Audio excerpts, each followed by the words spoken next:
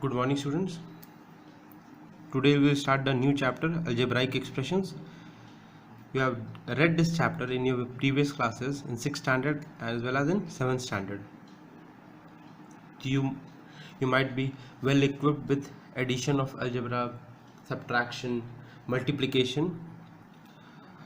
But before getting started, we'll discuss some terms like constant. Constant क्या है? A symbol having a fixed numerical value. जैसे आपका 2, 3, 7, -10, -8, ये सब क्या है? These are constants. इनका वैल्यू चेंज नहीं करता है, फिक्स्ड वैल्यू है. ठीक है. दूसरा टर्म है वेरिएबल. वेरिएबल में जैसे you take any symbol like x, y, z और x square, x cube, y cube, y to the power 4. ठीक है, ये सब क्या है? These all are variables. ठीक. तो कांस्टेंट आपका नंबर्स हुआ, वेरिएबल क्या हुआ? अल्फ़ाबेट और सिंबल्स. सिंबल्स भी हो सकते हैं, कोई भी सिंबल हो सकता है, like phi, theta, these are symbols. Any of the things can be there, symbols and alphabets. ठीक. तो combination of variables and constant by using multiple mathematical operators like x plus 2, एक वेरिएबल और एक constant. Variables और constant का combination using mathematical operators. Like mathematical operators कौन हुए? Plus, minus, multiply and divide. These are the mathematical operators. ठीक है. तो इन सारे सिंबल्स को यूज़ करके जब वेरिएबल्स और कांस्टेंट को कंबाइन किया जाता है तो जो एक्सप्रेशन बना, जैसे ये एक्सप्रेशन जो बना वेरिएबल और कांस्टेंट को कंबाइन करके जो एक्सप्रेशन बना है, this is called as algebraic expression. This is algebraic expression. ठीक है. फ्यू एग्जांपल्स मोर. 5x प्लस 3y, ये एक अलजेब्राइक एक्सप्रेशन है. ठीक है. 3x square plus 5y. ठीक है. ये सब क्या है? इनमें वेरिएबल और कांस्टेंट को कंबाइन करके अदर ऑपरेटर्स को यूज करके कंबाइन किया गया वेरिएबल्स और कांस्टेंट को, और एक जो टर्म आया है, जो एक्सप्रेशन आया है, दैट इज अलजेब्राइक एक्सप्रेशन. ठीक है. अब जैसे आप एग्जांपल लीजिए, ये 5x है. ठीक. ये भी एक अलजेब्राइक एक्सप्रेशन है. 5x कैसे अलजेब्राइक एक्सप्रेशन है? 5 इंटू एक्स, इसको हम लिख सकते हैं. 5x कैसे आया होगा? 5 इंटू एक्स से. ठीक है. 3y अगर है तो 3y को हम क्या लिख सकते हैं?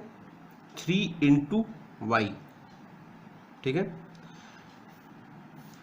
तो ये क्या हुआ कि आप 5x को क्या किए? 5x को आप फैक्टर्स में ब्रेक कर दिए.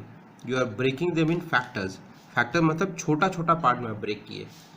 अगर यहाँ पे 2y रहता तो क्या होता? ये 2 इंटू वाई है. ये फैक्टर्स में आप ब्रेक किए. What you are doing, you are just simply breaking them into factor, breaking them into smaller pieces. ठीक है. अगर x स्क्वायर है, x स्क्वायर का मतलब क्या है? x into x. जी क्या हुआ? x स्क्वायर क्या हुआ? आप उसको फैक्टर्स में ब्रेक कर दिए. ठीक. अगर 3x स्क्वायर होता मतलब 3x स्क्वायर के साथ मल्टीप्लाई हो रहा है. ठीक है. 3x स्क्वायर के साथ मल्टीप्लाई हुआ, और you can write 3 into x into x. X square का मतलब x इंटू एक्स. आप 3x स्क्वायर को फैक्टर में क्या ब्रेक कर सकते हैं? 3 इंटू एक्स इंटू एक्स. अगर -7x स्क्वायर होता, -7x स्क्वायर का फैक्टर में क्या ब्रेक होगा? -7 इंटू एक्स इंटू एक्स. ये फैक्टर्स ब्रेक हुआ. अगर -4x क्यूब होता तब क्या फैक्टर्स ब्रेक होते? -4 तो रहेगा ही, और x क्यूब है तो 3 बार x मल्टीप्लाई हुआ. -4 और x कितने बार मल्टीप्लाई हुआ? 3 बार मल्टीप्लाई हुआ. ठीक है.